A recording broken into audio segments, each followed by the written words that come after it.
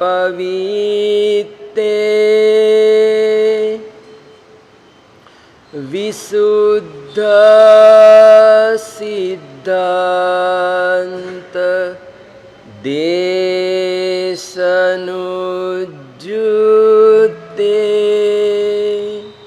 परमव्यार परिक परे नीचम झाएह सुरीवरे।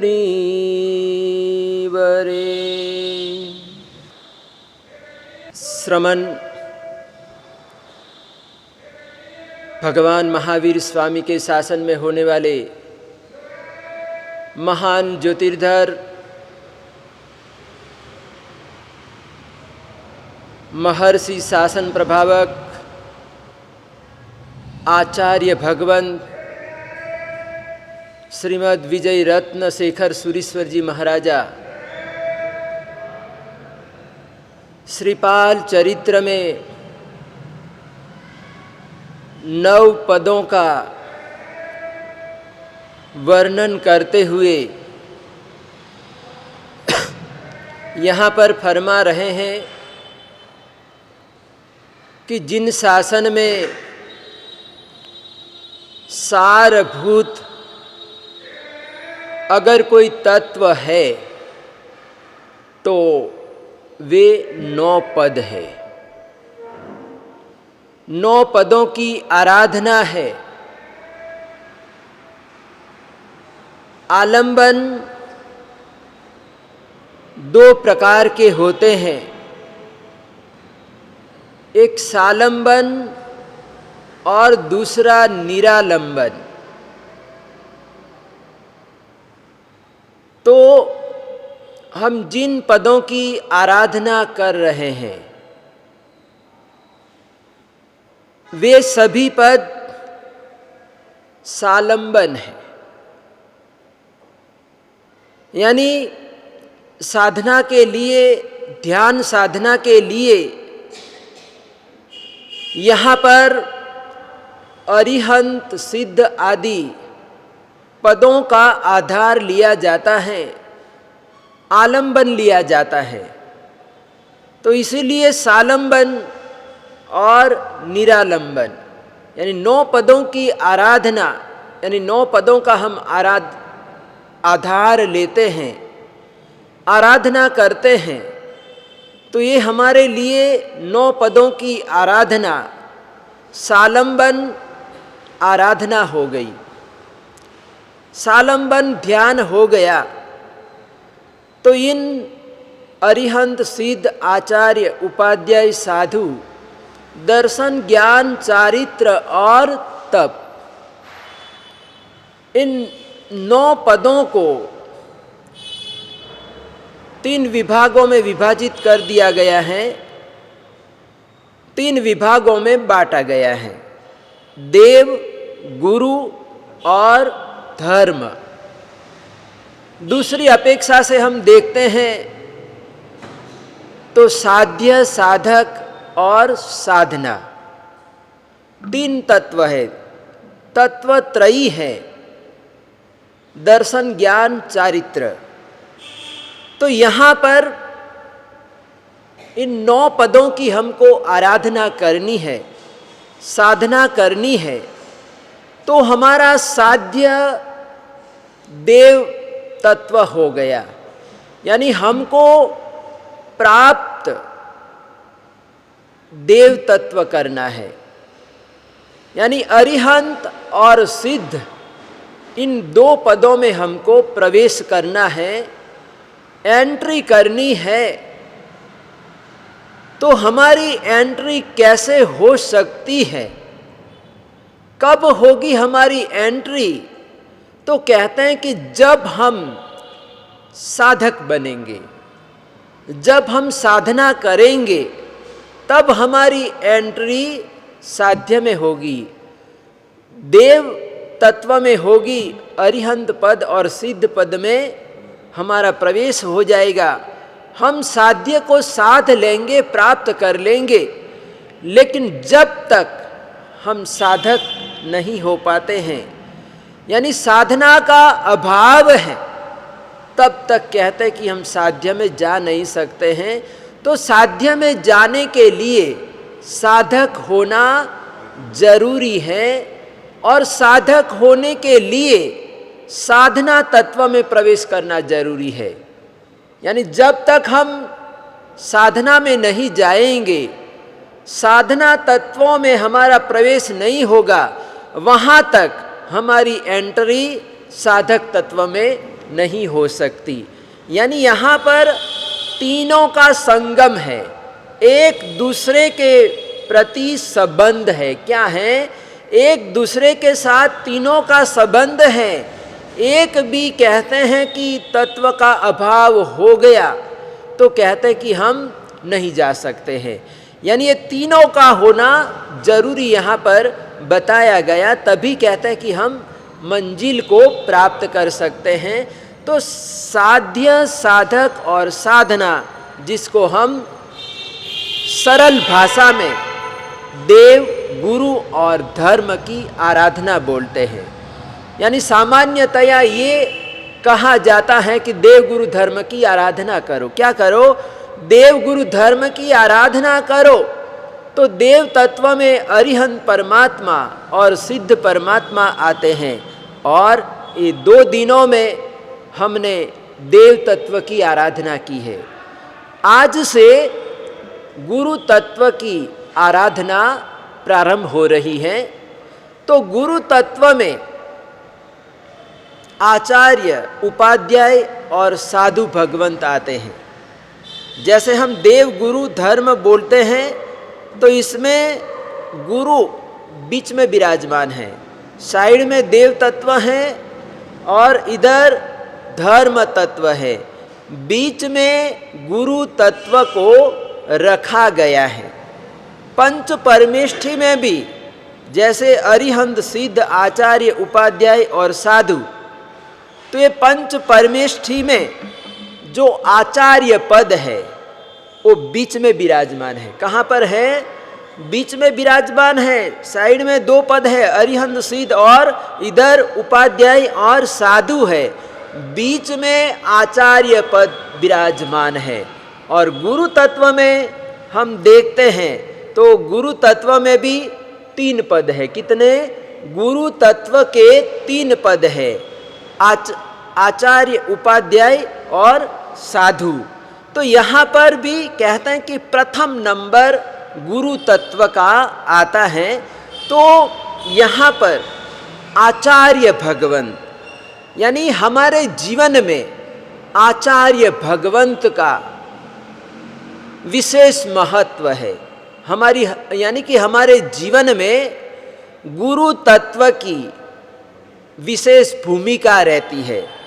अगर गुरु नहीं है, गुरु तत्व का अभाव है, तो हम धर्म तत्व को भी नहीं पहचान सकते हैं और देव तत्व को भी हम पहचान नहीं सकते हैं। यानी देव की पहचान कराने वाले और धर्म का स्वरूप समझाने वाले आचार्य भगवंत है। कौन है? हमारे आचार्य भगवंत है, गुरु महाराज है, गुरु तत्व है। तो हमारे शासन में आचार्य भगवंत का विशेष महत्व है। और जिस जगह पर हम रहते हैं, भरत क्षेत्र में हम रहते हैं, तो भरत क्षेत्र में हमेशा सदैव तीर्थंकर परमात्माओं का सौभाग्य प्राप्त नहीं होता। यहाँ पर 24 होती है, एक 24 पूरी होती है, उत्सर्पिणी काल और अवसर्पिणी काल। इनके 6 आरे होते हैं, काल के 6 विभाग होते हैं, और उत्सर्पिणी काल में 24 तीर्थंकर परमात्मा होते हैं, और अवसर्पिणी काल में भी 24 तीर्थंकर परमात्मा होते हैं। तो यहाँ पर इस भरत क्षेत्र में 24 तीर्थंकर परमात्मा हुए। अवसर्पिणी काल में ऋषभ देव भगवान से लेकर भगवान महावीर स्वामी तक 24 तीर्थंकर परमात्मा हुए। और महावीर स्वामी के बाद यहाँ पर कोई दूसरा तीर्थंकर नहीं हुआ।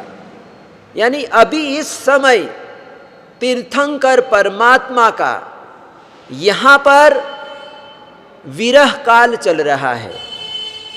यानी एक तरह से तीर्थंकर परमात्मा की हमारे लिए विरहावस्था है। क्या है? विरहावस्था है। परमात्मा भगवान महावीर स्वामी हुए और उनके बाद कितने सारे वर्ष बीत गए, यानी लगभग 2500 वर्ष बीत गए। कितने? 2500 वर्ष चले गए और ये 2500 वर्षों में यहाँ पर कोई भी तीर्थंकर परमात्मा नहीं हुआ। और आगे भी कहते हैं कि अभी तो 5वां आरा चल रहा है, इसके बाद 6ठा आरा आएगा, अवसर्पिणी काल पूरा हो जाएगा और उसके बाद उत्सर्पिणी काल प्रारंभ होगा। तो उस समय भी पहला, दूसरा, तीसरा, चौथा इस तरह से आरे प्रारंभ होंगे और उस समय नई 24वीं आएगी। तो जब तक नई 24वीं नहीं होगी वहाँ तक कहते हैं कि यहाँ पर कोई भी तीर्थंकर परमात्मा का सौभाग्य हमको प्राप्त होने वाला नहीं है। तो इतना लंबा समय, तो कहते हैं कि इतने लंबे समय में तीर्थंकर परमात्मा की अनुपस्थिति में हमारे आचार्य भगवंत जिन शासन की बागडोर को संभालते हैं, क्या करते हैं? जिन शासन को चलाने का जो काम है, संचालन का जो काम है, वो आचार्य भगवंत के कंधों पर होता है। और एक के बाद एक आचार्य भगवंत होते रहते हैं, होते आए हैं। सुधर्मा स्वामी जी के बाद जम्बू स्वामी हुए और जम्बू स्वामी के बाद यहाँ पर एक से एक बढ़कर शासन प्रभावक आचार्य भगवंत हुए हैं, जिन्होंने अपने जान की भी बाजी लगाकर जिन शासन की सेवा की है, जिन शासन की रक्षा की है। और हम वर्तमान समय में जो आराधना कर रहे हैं, हमको आराधना का सौभाग्य प्राप्त हो रहा है, तो कहता है कि उसके पीछे अगर किसी को श्रेय दिया जाए, अगर किसी का योगदान है, तो हमारे महान शासन प्रभावक आचार्य भगवंतों का है। किसका है? हमारे महान शासन प्रभावक आचार्य भगवंतों का है। तो तीर्थंकर की अनुपस्थिति में, तीर्थंकर की विरहावस्था में हमारे आचार्य भगवंत तीर्थंकर की तरह जिन शासन की सेवा करते हैं, जिन शासन को संभालते हैं। और इसीलिए हमारे यहाँ पर कहा गया कि तिथयर समोसुरी, जो जिनमयम पयासेई, यानी बताया गया कि तिथयर समोसुरी संजमो जिनमय पयासेई आनम ऐ कमतो सो का पुरिसो न सब पुरिसो। यानी कि तिथयर समोसुरी, यानी आचार्य भगवंत के लिए यहाँ पर कहा गया कि हमारे सूरीवर है, जो हमारे आचार्य भगवंत हैं, वो तीर्थंकर के समान है। क्योंकि तीर्थंकर की गैर हाजिरी में आचार्य भगवंत पूरी जिम्मेवारी संभालते हैं और शासन की प्रभावना करते हैं। तो कहते हैं कि ऐसे आचार्य भगवंत कैसे होते हैं, उनका जीवन कैसा होता है, उनका स्वरूप कैसा होता है। तो यहाँ पर रत्नशेखर सुरीश्वर जी महाराजा फरमाते हैं, कहते हैं कि जिसका हमको ध्यान करना है, यानी रत्नशेखर सुरीश्वर जी महाराजा कहते हैं कि अरिहंत परमात्मा का ध्यान करो, सिद्ध भगवान का ध्यान करो, आचार्य भगवंत का ध्यान करो। तो कैसे आचार्य भगवंत का हमको ध्यान करना है, तो उसके लिए यहाँ पर आचार्य भगवंत के बारे में बताया गया है कि पंचायार पवित्ते, यानी आचार्य भगवंत कैसे होते हैं, तो कहते हैं कि पंचाचार से आचार्य भगवंत का जीवन पवित्र होता है, निर्मल होता है। तो पंचाचार पाड़े पड़ावे, क्या करते हैं, पाले पलावे, यानी पंचेंद्रिय सूत्र में हम बोलते हैं, आवश्यक सूत्र का ये सूत्र है, और इसमें हम बोलते हैं पंचेंद्रिय संवरणो। क्या बोलते हैं, पंचेंद्रिय संवरणो। तो जो हमारे आचार्य भगवंत होते हैं, वो आचार्य भगवंत कैसे होते हैं, तो 5 इंद्रियों का पालन करने वाले होते हैं, यानी वश में करने वाले होते हैं, 5 महाव्रतों का पालन करने वाले होते हैं, 5 समिति का पालन करने वाले होते हैं, कसाय 4 कसाय, क्रोध मान माया और लोभ, ये 4 कसायों को मतलब वश में करते हैं। यानी कसाय आचार्य भगवंत के जीवन में नहीं होता है। 9 प्रकार की ब्रह्मचर्य की जो वाड़े बताई गई हैं, जो गुप्तियां बताई गई हैं, 9 प्रकार के ब्रह्मचर्य की गुप्तियों का भी वो पालन करते हैं। मन गुप्ती, वचन गुप्ती और काय गुप्ती, ये 3 गुप्तियों का पालन करते हैं।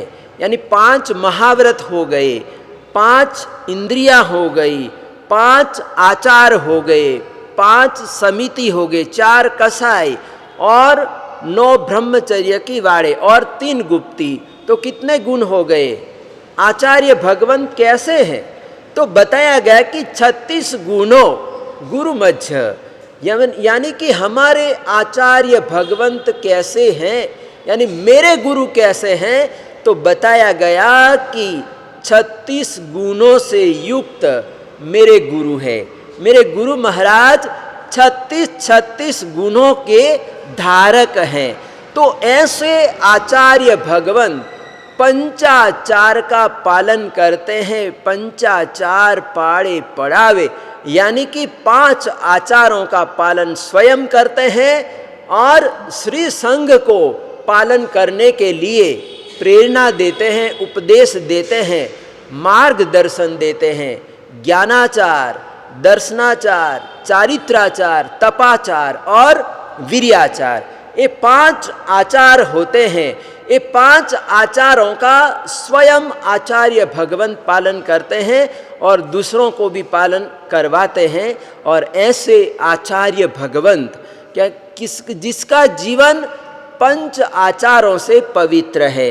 और दूसरी विशेषता आचार्य भगवंत ने बताई कि विशुद्ध सिद्ध देशना जुत्ते, यानी आचार्य भगवंत की जो देशना होती है, यानी कि प्रवचन होता है, वो प्रवचन भी कोई लोगों का मनोरंजन करने के लिए या लोगों को खुश करने के लिए नहीं होता है। आचार्य भगवंत का प्रवचन विशुद्ध शुद्ध देशना जुते, यानी आचार्य भगवंत की देशना विशुद्ध होती है। क्या होती है? विशुद्ध होती है। यानी जो तीर्थंकर परमात्मा ने कहा है, जो तीर्थंकर परमात्मा ने बताया है, वो ही मुझे बांटना है, वो ही मुझे देना है। जैसे पोस्टमैन टपाल देता है, तो जो टपाल है वो टपाल पोस्टमैन की नहीं है, उसको तो बांटना है। क्या करना है? बांटना है। आई है और उसको घर घर पहुंचाना है, देना है। तो कहते हैं कि पोस्टमैन की तरह हमारे आचार्य भगवंत भी जो परमात्मा के सिद्धांत हैं, परमात्मा के सिद्धांतों का ही उपदेश देते हैं, अपनी तरफ से कुछ भी नहीं, यानी अपना कुछ भी नहीं है, किसी तरह की कोई बांध छोड़ नहीं होती है। जो तीर्थंकर परमात्मा ने कहा है वो ही मुझे लोगों को देना है। तीर्थंकर परमात्मा का जो प्रसाद है वो प्रसाद ही मुझे बांटना है। क्या करना है? प्रसाद ही मुझे बांटना है। तो इस प्रकार से कहते हैं कि उसकी जो देशना होती है, आचार्य भगवंत की देशना होती है, वो एकदम विशुद्ध होती है। और जैसा वो बोलते हैं, जैसा करते हैं, वैसा उनके जीवन में भी होता है, आचरण में भी होता है। ऐसा नहीं कि कभी कभी अच्छा प्रवचन होता है, लोग वाह वाह कर उठते हैं कि क्या प्रवचन है, बढ़िया प्रवचन है, क्या प्रवचन की शैली है, समझाने की क्या शैली है। यानी जब वो बोलते हैं तो लोग तालियां बजाने लगते हैं, लेकिन उनके जीवन में जैसे ही वो उठते हैं और वो जाजम जैसे हिलाकर उठते हैं, झाड़ कर उठते हैं, फिर कोई जाजम से कोई लेना देना नहीं होता है, आसन से कोई लेना देना नहीं होता है। जाओ बस बाहर जाओ, जैसे थे वैसे हो गए, ऐसा नहीं। बड़ौदा का प्रसंग है। सयाजी गायकवाड़ बड़ौदा के महाराजा थे। तो उन्होंने एक बार अपनी सभा में अहिंसा का सेमिनार रखा हुआ था। सेमिनार था और सेमिनार का सब्जेक्ट था, विषय था अहिंसा के बारे में बोलना। तो बहुत सारे विद्वानों ने भाग लिया, हिस्सा लिया और सभी वक्ताओं ने अहिंसा पर प्रवचन दिया। खड़े होते हैं और उन्होंने इतना अहिंसा के बारे में सूक्ष्मता से और इतना बढ़िया सरल भाषा में समझाया कि लोग वाह वाह करने लग गए। और जब स्पीच पूरी हुई, लेक्चर पूरा हुआ, तो प्रवचन पूरा हुआ, तो पूरा शरीर, चेहरा बेरा पसीने से तरबतर हो गया। तो अपने चेहरे को पोंछने के लिए उन्होंने अपनी जेब में से रुमाल निकाला। और जैसे उनको ध्यान नहीं रहा कि मेरी जेब में क्या है, और जैसे ही वो रुमाल निकालने गए और रुमाल में से 2-3 अंडे नीचे गिरे। सभा के सामने ही ये हुआ। अभी प्रवचन दिया अहिंसा के बारे में, बढ़िया प्रवचन हुआ, और जैसे ही पसीना पोंछने के लिए वो रुमाल निकाला और नैपकिन निकाला और नैपकिन में से अंडे गिरे, तो लोग देखते रह गए कि ये ऐसा प्रवचन करने वाला व्यक्ति अंडा भी खा सकता है, अंडा खाता है और इतना बढ़िया बोलता है अहिंसा के बारे में। तो लास्ट नंबर तो समापन तो सयाजी गायकवाड़ को ही करना था। तो उन्होंने सभा का समापन करते हुए कहा कि हमारे देश में ऐसे जो वक्ताओं ने नाव डुबो दिए, क्या है, हमारी नैया को डुबोने वाले ऐसे वक्ता है।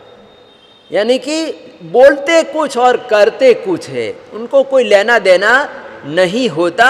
लेकिन यहाँ पर हमारे जिन शासन के जो आचार्य भगवंत होते हैं, वो आचार से परिपूर्ण होते हैं। जैसा वो बोलते हैं, जैसा अपने मन में होता है, जो दिल में होता है, वो ही वचन के द्वारा वो बाहर फरमाते हैं, कहते हैं, उपदेश देते हैं। तो ऐसे आचार्य भगवंत कैसे कोमल हृदय वाले होते हैं हमारे शासन में, कैसे कैसे आचार्य भगवंत हुए।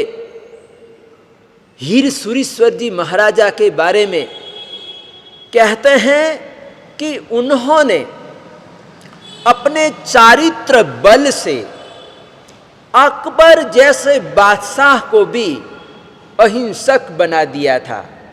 कैसा अप्रतिम चारित्र होगा, कैसा पवित्र जीवन होगा आचार्य भगवंत का कि अपने आचार के द्वारा, अपने साध्वाचार के द्वारा एक बादशाह को भी प्रभावित किया और वो बादशाह भी नतमस्तक हो गया, श्रद्धा से उसका मस्तक झुक गया।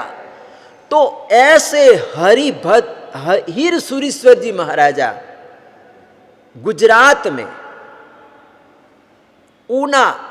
ऊना अजारा हम बोलते हैं, जहाँ पर अजारा पार्श्वनाथ है। कभी आप गए हो तो वहाँ पे महुआ वगैरह आता, महुआ से आगे आता है तो ऊना अजारा आता है, तो वहाँ पर अजारा पार्श्वनाथ हैं, नवखंडा पार्श्व, सारे तीर्थ सौराष्ट्र के तीर्थ हैं। शत्रुंजय वगैरह आप जाओ, आगे बढ़ो तो ये सौराष्ट्र के ये सारे तीर्थ हैं।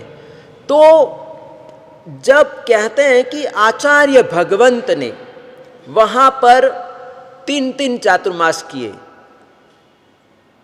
तो लास्ट चातुर्मास चल रहा था और ये चातुर्मास में, तीसरे चातुर्मास में आचार्य भगवंत की तबीयत कुछ नरम चल रही थी।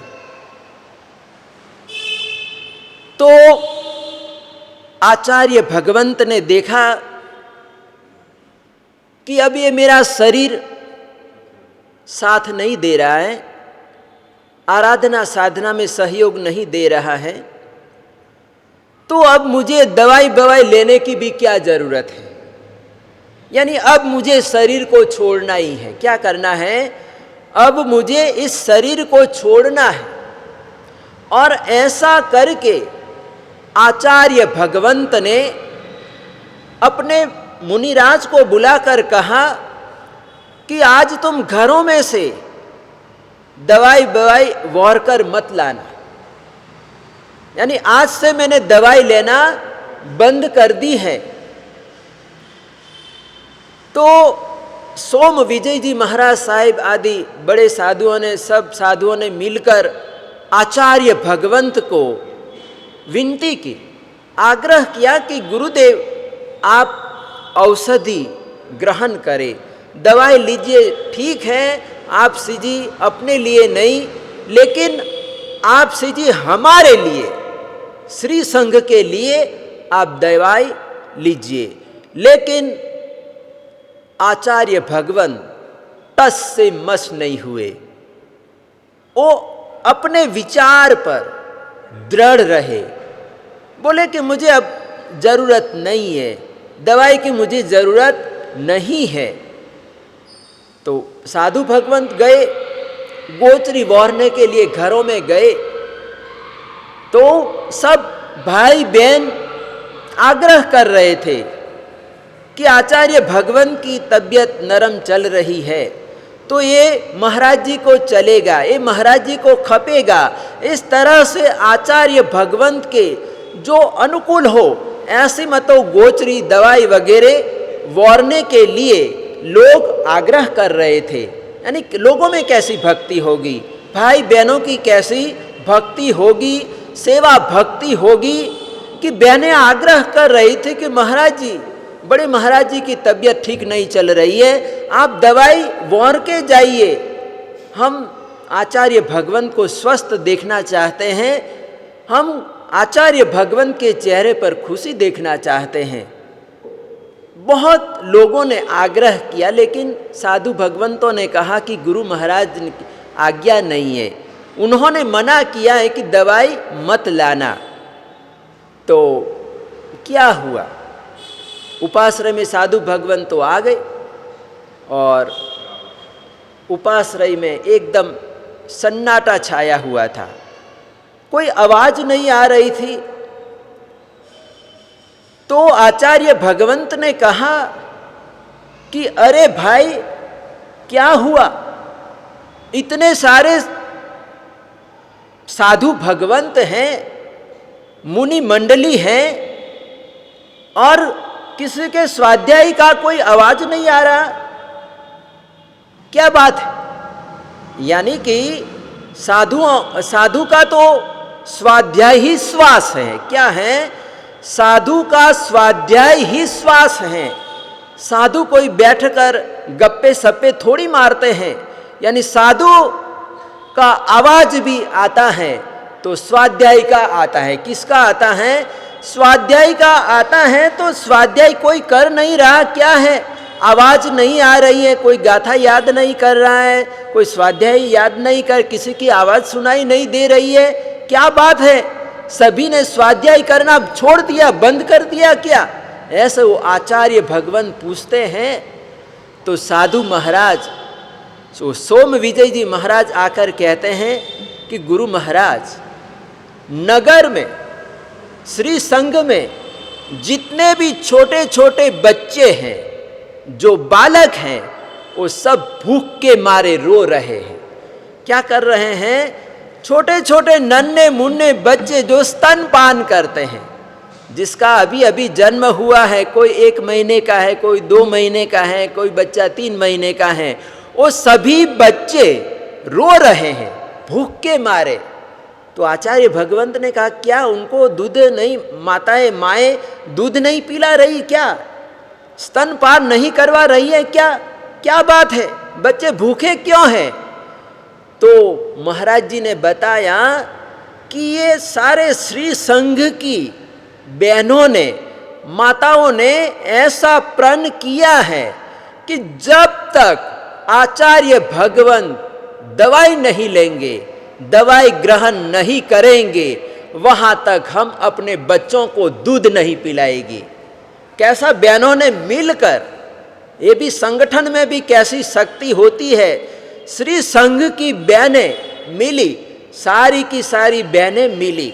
बहनों का भी संगठन होता है। बहनों में एक मुखिया बहन होती है। क्या होती है? एक मुखिया बहन होती है और उस बहन के पीछे सारी बहनें होती है। जैसे हमारे शिरोमणि श्री संघ में माताजी थी जसवंती बाई। कौन थी? जसवंती बाई। यानी पूरा संघ, पूरे संघ की जो माताएं थी वो उनके पीछे थी। यानी जैसा वो माताजी ने कह दिया कि हमको ऐसा करना है, तो मतलब वैसा हो जाता था। यानी ऐसी माताएं होती हैं। तो कहते हैं कि पूरे संघ में बहनों ने प्रण लिया कि हम अपने बच्चों को दूध नहीं पिलाएगी, स्तनपान नहीं कराएगी, जब तक गुरु भगवंत दवाई नहीं लेते हैं। अगर वो दवाई नहीं लेंगे तो हमारे बच्चों को हम ऐसे ही भूखे ही रहने देंगे। और वो बच्चे भूख के मारे तड़प रहे थे और इधर आचार्य भगवंत को बताया गया कि बहनों ने ऐसी प्रतिज्ञा की है कि आचार्य भगवंत दवाई नहीं ले रहे तो हम अपने बच्चों को भी नहीं खिलाएगी, नहीं पिलाएगी। तो आचार्य भगवंत ने सुनकर कहा कि ऐसी बात है क्या? चलो ले आओ दवाई। आचार्य भगवंत ने क्या कहा कि दवाई वोर कर ले आओ। और आचार्य भगवंत ने दवाई ग्रहण की। क्या किया? दवाई ग्रहण की। यानी ऐसे आचार्य भगवंत होते हैं। यानी दूसरों का दुख दर्द, यानी दूसरों का रुदन, दूसरों की आंखों में आंसू कैसे देख सकते हैं? यानी महापुरुष कैसे होते हैं? वज्रादपि कठोरानि मृदुनि कुसुमादपि। यानी महापुरुष अपने लिए वज्र से भी कठोर होते हैं। कैसे होते हैं? अपने लिए वज्र से भी कठोर होते हैं और दूसरों के लिए पुष्प से भी ज्यादा कोमल होते हैं। यानी दूसरों का दुख दर्द नहीं देख सकते कि उन आचार्य भगवंत ने देखा कि पूरे श्री संघ में बच्चे रो रहे हैं, बच्चों का रुदन मैं सहन नहीं कर सकता हूं। और उसी समय आचार्य भगवंत ने दवाई ग्रहण किया, औषध लेना प्रारंभ किया, चालू किया। तो ये जो प्रसंग है, ये प्रसंग पर्युषण पहले का है। भादव सुदी 11 के दिन आचार्य भगवंत का काल धर्म हो गया। क्या हुआ चौमासे में ही काल धर्म हो गया, यानी भादो सुदी 11 के दिन। और अपने पंजाब केसरी विजय वल्लभ सुरीश्वर जी महाराजा का 15 दिन के बाद, यानी हम पुण्यतिथि मनाते हैं यानी पर्यूषण के बाद ये हीर सुरीश्वर जी, अकबर प्रतिबोधक जगत गुरु हीर सुरीश्वर जी महाराजा की पुण्यतिथि आती है। और 15 दिनों के बाद पंजाब केसरी विजय वल्लभ सुरीश्वर जी महाराजा की पुण्यतिथि दिवस आता है। तो इस प्रकार के हमारे शासन में आचार्य भगवंत हुए, कैसे कैसे तपस्वी हुए। यहाँ पर कहते हैं कि यशोभद्र सूरी नाम के एक आचार्य भगवंत हुए। तो विक्रम की 10वीं शताब्दी में एक ऐसे यशोभद्र सुरीश्वर जी महाराज नाम के आचार्य हुए। तो उन्होंने जब अपनी आचार्य पदवी हो रही थी तो उस समय उन्होंने 6 विगयों का त्याग कर दिया, यानी जीवन भर आंबिल करना है। क्या करना है? 6 विगयों का त्याग कर दिया, यानी आचार्य पदवी हो रही है और आचार्य पदवी के दिन उन्होंने कहते हैं कि 6 विगयों का त्याग कर दिया। यानी 6 विगयों का त्याग करना यानी आंबिल करना। क्या करना? आंबिल करना। तो आंबिल कौन कर सकता है? जो रस का विजेता है। कौन है? रस का विजेता है। यानी ये हमारी जीभ को क्या चाहिए? रस चाहिए। अलग अलग तीखा मीठा, खट्टा मीठा, ऐसा मतलब रस चाहिए। तो यहाँ पर आंबिल करते हैं तो आंबिल में ऐसा कोई रस आता नहीं है, तीखा कड़वा मीठा ऐसा कुछ भी होता नहीं है। सिर्फ बॉईल किया हुआ उबला हुआ ही अन्न हम ग्रहण करते हैं। तो ऐसे रस के विजेता बन गए। आचार्य पदवी के दिन ही उन्होंने ये नियम लिया कि मैं 6 विगयों का त्याग करता हूँ। तो 6 विगयों का त्याग करना यानी अपनी जिह्वा पर कितना संयम होगा। तो कहते हैं कि आंबिल करना। तो आंबिल में क्या होता है कि कोई आंबिल करता है तो आंबिल करने से कहते हैं कि जीभ को सजा है। आंबिल में क्या है कि जीभ को सजा है और पेट को मजा है। क्या है? पेट को मजा है। समझ आई मेरी बात? कि हम आंबिल करते हैं तो पेट को तो मजा ही मजा है, लेकिन जीभ को सजा होती है। यानी जीभ को अच्छा अच्छा स्वादिष्ट खाना चाहिए और आंबिल में स्वादिष्ट मिलता नहीं है, तो ये जीभ को तो सजा ही सजा है, लेकिन पेट हमारा बढ़िया रहता है। यानी पेट आनंद में रहता है। यानी पेट में कोई गड़बड़ फिर आंबिल करेंगे तो पेट साफ ही रहेगा। क्या होगा? पेट साफ ही रहेगा, कोई किसी तरह की बीमारी नहीं रहेगी। तो आंबिल में ये फायदा है कि हमारा ये जो उदर है, जो हमारा पेट है, वो पेट साफ रहता है और किसी तरह की कोई बीमारी भी नहीं होती है। और इसीलिए हमारे चिकित्सकों ने बताया गया कि अधिकांश जो रोग होते हैं, जो बीमारियां होती हैं, वो हमारे उदर से होती है। कहाँ से होती हैं? हमारे उदर से होती है। उदरोद भवा रोगा, ऐसा बताया कि जितने भी जो रोग होते हैं, बहुत सारे जो रोग हैं वो पेट से उत्पन्न होते। कहाँ से होते हैं? पेट से उत्पन्न होते हैं। और इसीलिए हम डॉक्टर के पास जाते हैं तो मतलब वो थोड़ा मतलब जीभ दिखाओ, ऐसा हो, मतलब थोड़ी जीभ, कभी कभी वो टॉर्च करके भी देखता है। यानी हमारी वो जीभ देखता है कि जीभ साफ है या गंदी है। यानी वो अनुमान लगा लेता है कि अगर जीभ गंदी है, क्योंकि वो अंदर तो देख नहीं सकता है, उसको कोई ज्ञान तो है नहीं, वो तो हमको पूछता है क्या क्या होता है और पूछकर फिर जीभ आदि देखकर फिर मतलब दवाई लिख के देता है और उसके हिसाब से हम दवाई लेते हैं। तो इस तरह से कहते हैं कि डॉक्टर जीभ को देखता है और जीभ अगर साफ है तो बोले पेट साफ है, और जीभ अगर गंदी है तो समझ लेता कि पेट में कुछ गड़बड़ी है, पेट बिगड़ा हुआ है। क्या है? पेट बिगड़ा हुआ है तो बहुत सारी बीमारियां हमारे पेट से होती हैं। लेकिन कोई तपस्वी आंबिल वगैरह करता है, बीच बीच में आंबिल करता है। हमारे पंडित जी वीपी पांडे, जिन्होंने मुझे ये पीएचडी करवाई है, मेरे मार्गदर्शक रहे हैं, गाइड रहे हैं, तो वो ब्राह्मण है। क्या है? जाति के ब्राह्मण है, लेकिन उनकी आंबिल के प्रति इतनी श्रद्धा है कि वो कहते हैं कि व्यक्ति 6 महीने में 2 बार अगर वो आंबिल कर ले, क्या कर ले? 9 आंबिल कर ले, तो कहते हैं कि कभी उसको बीमारी नहीं होगी, यानी पूरे वर्ष तक उसको बीमारी नहीं होगी। तो ये ऐसा हमारा आंबिल, और ये 9 दिनों की आराधना में हमारा आंबिल तब चलता है। तो ऐसे हमारे आचार्य भगवंत होते हैं शासन में कि मतलब ये हमारा तपागच्छ नाम पड़ा। तो कहते हैं कि तपागच्छ नाम क्यों पड़ा? तो भी कहते हैं कि एक आचार्य भगवंत के नाम से ये तपागच्छ नाम पड़ा।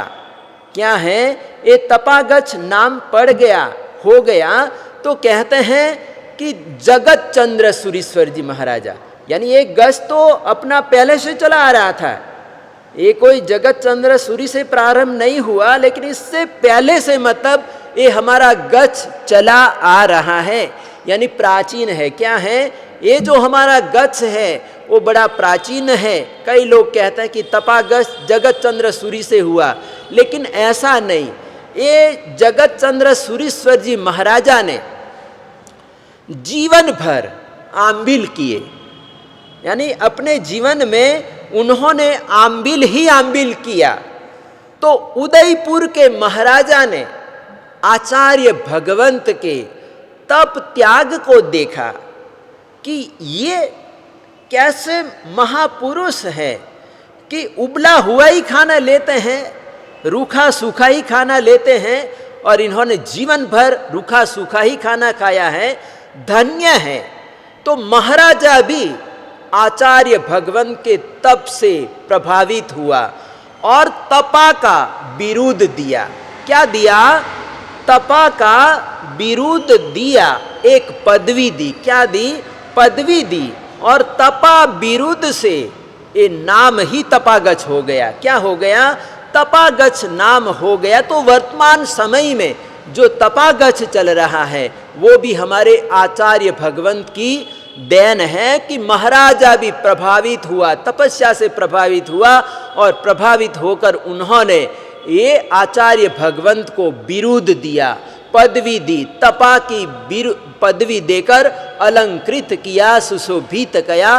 तो ऐसे हमारे जिन शासन में महान शासन प्रभावक आचार्य भगवंत हुए, हम सभी जानते हैं कि सानु भूले आनु रस्ते पा गए, यानी पंजाब देशोद्धारक हमारे गुरुवर विजयानंद सूरीश्वर जी महाराजा जैसे हमको गुरुवर मिले, गुरु मिले।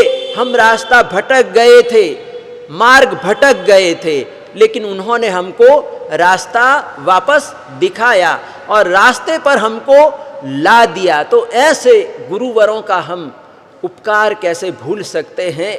यानी उनका अनहद हमारे पर उपकार है। पंजाब केसरी विजय वल्लभ सूरीश्वर जी महाराजा, समुद्र सूरीश्वर जी महाराजा कहते हैं कि जब एक भारत और चीन का युद्ध हुआ 1962 में, तो उस समय अपने जवानों को, घायल जवानों को खून की जरूरत थी, रक्त की जरूरत थी।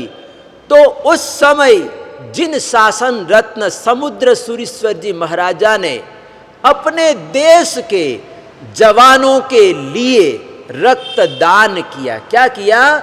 रक्तदान किया। यानी अपने जिन शासन में अपने देश के लिए रक्तदान करने वाले प्रथम जैनाचार्य थे समुद्र सूरीश्वर जी महाराजा।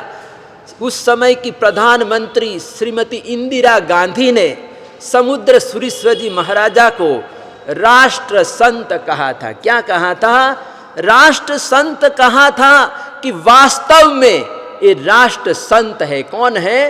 राष्ट्र संत है कि इन्होंने राष्ट्र की सेवा की है, देश की सेवा की, स्वयं का जीवन व्यसन मुक्त है और जीवन भर दूसरे लोगों को व्यसन मुक्त कराने का एक भरसक प्रयास किया है, व्यसन मुक्ति का अभियान चलाया है। तो ऐसे समुद्र सूरीश्वर जी महाराजा, इंद्रदीन सूरीश्वर जी महाराजा कि जिनकी समाधि स्थल अंबाला में आई हुई है और अंबाला में हमारे वर्तमान गच्छाधिपति आचार्य भगवंत की प्रेरणा से महान शासन प्रभावक 108 आचार्य भगवंतों की प्रतिमाएं विराजमान की जाएगी। यानी एक एक देरी में 3-3 आचार्य भगवंत विराजमान होंगे और 108 शासन प्रभावक, महान शासन प्रभावक ऐसे आचार्य भगवंतों की गुरु मूर्तियां विराजमान होने वाली हैं। काम चल रहा है, पूरे पंजाब को पता है कि ये कितना बड़ा काम है, करोड़ों का काम है। क्या है ये जो योजना है, बहुत बड़ी योजना है और ये योजना जब परिपूर्ण हो जाएगी, जब गुरु भगवंत के द्वारा प्रतिष्ठा होगी और उस समय का जब वो नज़ारा होगा, यानी 108 महान शासन प्रभावक आचार्य भगवंत विराजमान हो जाएंगे और गुरुदेव की समाधि तो है ही है, पार्श्वनाथ प्रभु तो है ही, मानीभद्र दादा हैं, तो पूरा परिसर संकुल में परमात्मा यानी गुरु महाराज विराजमान हो जाएंगे। तो उस समय कितना मतलब सुंदर, बढ़िया, रमणीय स्थान हो जाएगा। तो ऐसे शासन प्रभावक इंद्रदीन सूरीश्वर जी महाराजा ने भी कहते हैं कि पंचमहाल, बड़ौदा, छोटा उदयपुर जैसे, नसवाड़ी जैसे क्षेत्रों में काम किया, व्यसन मुक्ति का काम किया और सैकड़ों लाखों लोगों को व्यसन मुक्त किया और गुरुदेव के जीवन से प्रभावित होकर उन्होंने भगवान महावीर स्वामी के द्वारा बताए गए धर्म का उन्होंने स्वीकार किया कि हम जैन होना चाहते हैं। क्या होना चाहते हैं? जैन होना चाहते हैं। तो लाखों की संख्या में इतने लोगों को व्यसन मुक्त कराना और परमात्मा के वितराग परमात्मा के धर्म के साथ जोड़ देना कितना बड़ा शासन प्रभावना का कार्य है, महान कार्य है। तो ऐसे महान शासन प्रभावक आचार्य भगवंत, परमार्थ क्षत्रियोद्धारक आचार्य भगवंत श्रीमद विजय इंद्रदीन सूरीश्वर जी महाराजा की याद में यहाँ पर अंबाला की पुण्य भूमि पर ये समाधि स्थल एक यादगार, और दुनिया भर के लोग यहाँ पर आएंगे, दर्शन के लिए आएंगे।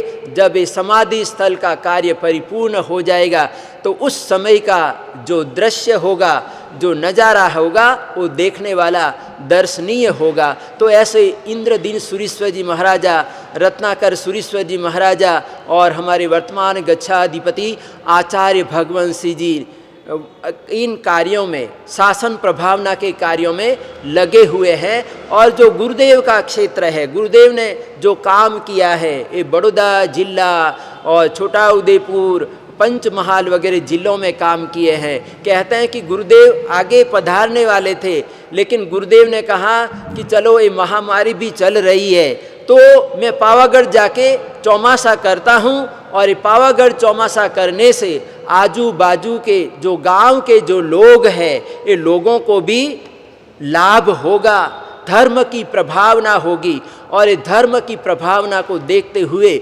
आचार्य भगवंत सिंह जी ने, वर्तमान गच्छाधिपति आचार्य भगवंत सिंह जी ने पावागढ़ तीर्थ में चातुर्मास चुना और बहुत सुंदर वहाँ पर चातुर्मास चल रहा है। और गुरुदेव का प्रतिदिन वो क्लास भी आती, नव तत्व और महान शासन प्रभावक आचार्य भगवंतों की जीवनी के बारे में आचार्य भगवंत प्रतिदिन फरमाते हैं।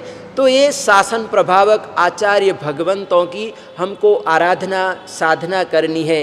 यानी हमारे आचार्य भगवंत 36 गुणों के धारक होते हैं और उनका जो वर्ण है वो पीला है।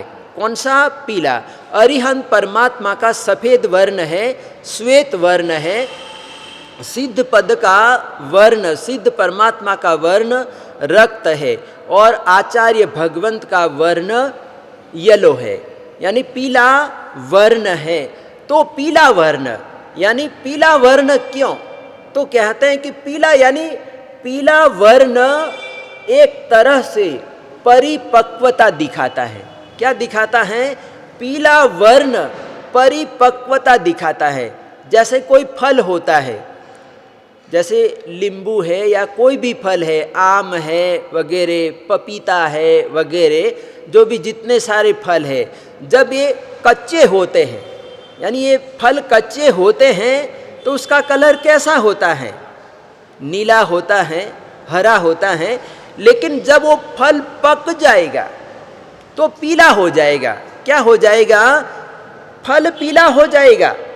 तो कहते हैं कि पीला यानी परिपक्वता की ये निशानी है। यानी आचार्य भगवंत भी कौन बनते हैं? यानी आचार्य पदवी वो ग्रहण करते हैं जो अपने धर्म में, अपने आचार में, आचार विचार में जो परिपक्व हो जाते हैं। क्या हो जाते हैं? परिपक्व हो जाते हैं। ऐसे व्यक्ति को आचार्य पद दिया जाता है।